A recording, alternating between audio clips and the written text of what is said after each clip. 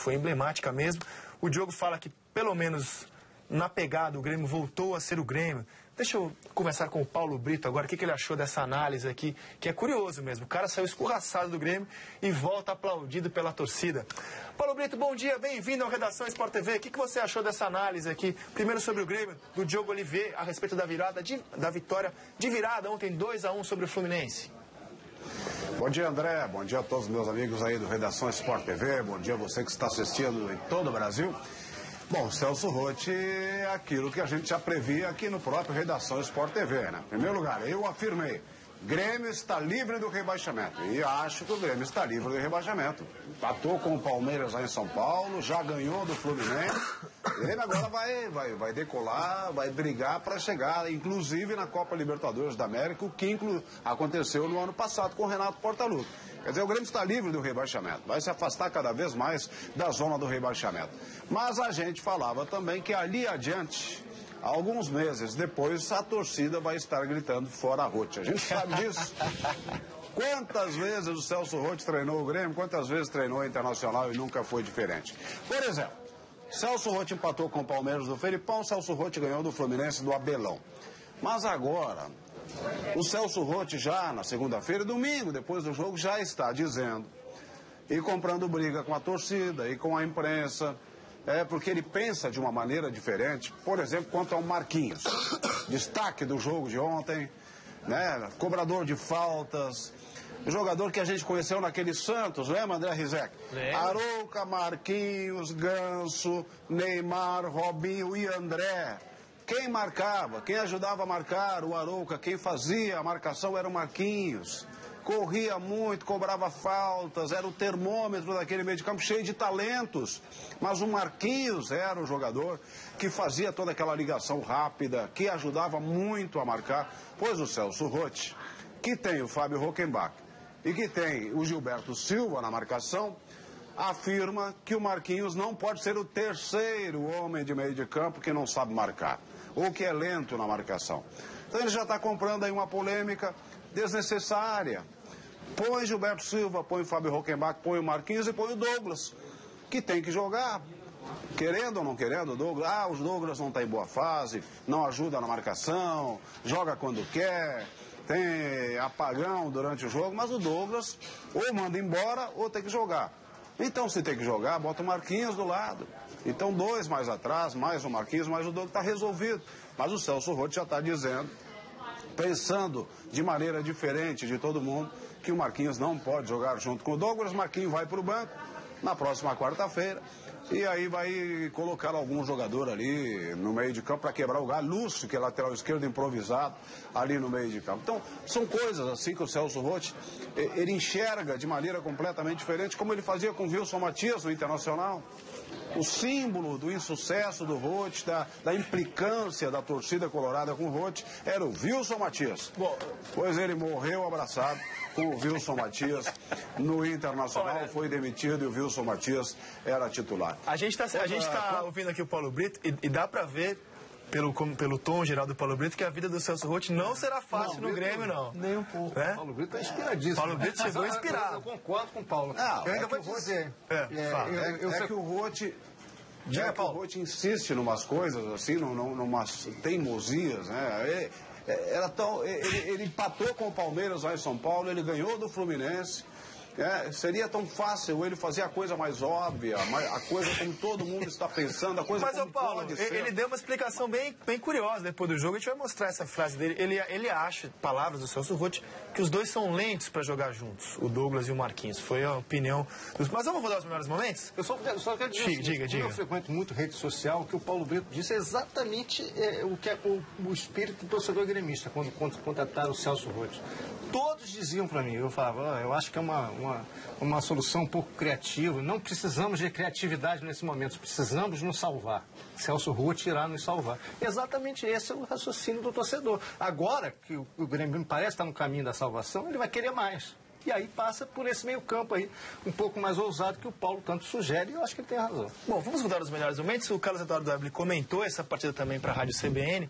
Agora, Eboli, polêmica à parte na escalação, quando tiver os melhores momentos, fato é que o Grêmio, na marcação ontem, voltou a ser o Grêmio, que a torcida tanto pede, né? Porque ontem o jogo foi um jogo totalmente de marcação. Eu achei a partida muito chata. Até esse gol aí, aos 24 minutos. Falha do Vitor, mais uma. Mais uma falha do Vitor. Né? Na primeira boa jogada feita pelo Fluminense, de pé em pé. E a primeira vez que o Carlinhos também estava chegando à lateral esquerda para fazer o cruzamento. Nesse gol, falha de marcação do Fluminense, a boa enfiada do Lúcio. E a torcida vaiava o Grêmio nessa hora. Aí o Marquinhos faz o seu primeiro gol com a camisa do Grêmio. Esse gol de falta agora, falta feita pelo Fernando Bob, que chegou atrasado algumas vezes na marcação, muito mal o Fernando Bob. E aí não dá, nem com 2 cavalheiros eu conseguiria defender essa bola. Uma falta realmente muito bem cobrada. Aliás, até o momento do primeiro gol do Grêmio, o lance mais perigoso do Grêmio havia sido com uma falta cobrada também pelo Marquinhos, numa defesa do Cavalieri. Um jogador que decide um jogo complicado como esse, um momento difícil do Grêmio, você não pode tirar do time no jogo seguinte. Não, o Marquinhos tem vaga no time do Grêmio, não sei se com ou sem o Douglas, mas ele tem vaga. Eu achei ontem o Grêmio pouco criativo. No segundo tempo optou mais pelo contra-ataque, deu uma recuada a partir dos 20 minutos, recuou e tratou de segurar o resultado, explorando muito o Brandão lá na frente, colocou o Brandão no lugar do André Lima, o André Lima pouco fez, foi aquele André Lima de sempre, né, que briga, mas bola mesmo, técnica, não existe muito. Aliás, não houve técnica na partida de ontem, foi um jogo brigado. Chuva, campo molhado, pesado, frio, foi um jogo muito brigado e com pouquíssima técnica, e que melhorou depois que o Fluminense fez o primeiro gol. Os dois times acordaram para a partida depois que o Fluminense fez o primeiro gol. O Grêmio ganhou motivação para chegar ao empate, não só empatou como virou. E no segundo tempo, o Fluminense foi para um abafa na base do chuveirinho, colocou já no final o Rafael Moura para fazer uma dupla diária com o Fred e tome de bola na área sem qualquer tipo de eficiência. Aí o Abel Braga vem me falar que o resultado não foi justo. Então, peraí, já que o Paulo Brito citou o Celso Ruth e você citou o Abel Braga, vamos abrir aspas para os dois treinadores. Você vai ver que pelo menos uma virtude o Celso Ruth tem. Marquinhos vai lá, é o herói da virada e pelo menos não falta sinceridade ao Celso Ruth. Depois do jogo, ele deu a frase que os dois não vão jogar juntos, como destacava aqui o Paulo Brito. Vamos ouvir os dois treinadores, a gente volta a falar sobre o jogo de ontem no Olímpico.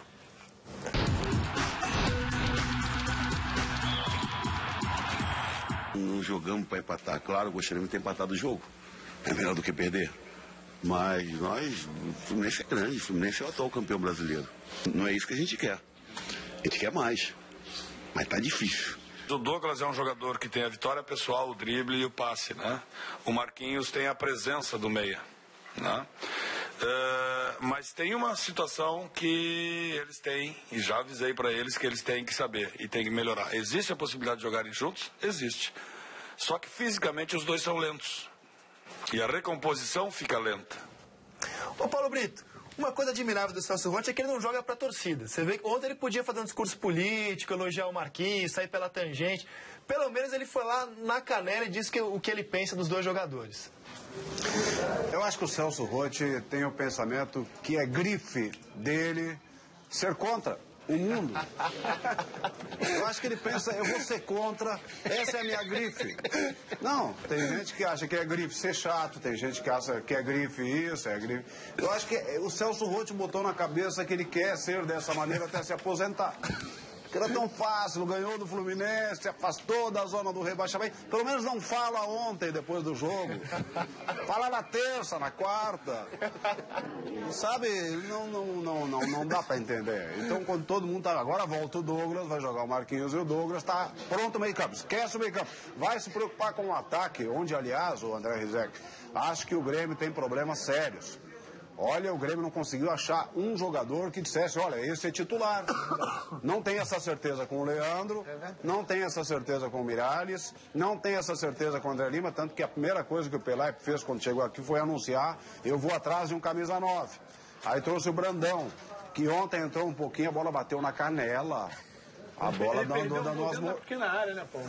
Inacreditável. A bola deu umas mordidas ali no Brandão, mostrando porque ele não vinha recebendo oportunidades lá no Cruzeiro de Belo Horizonte. Então o Grêmio tem problemas seríssimos, tanto que o Celso Roth chamou lá um jogador que estava esquecido, que é o Diego Clementino, já esquecido pelos outros treinadores. O Celso Roth, vou dar oportunidade porque ele vem treinando bem. Quer dizer, o Grêmio tem problemas no ataque. Então esquece o meio está resolvido. Né? O Lúcio, lateral esquerdo, não vem em boa fase. Para quem improvisar no meio, onde rende menos ainda. Mas aí, então, aí não seria o Celso Roth, né? Com a sua grife, como você bem lembrou.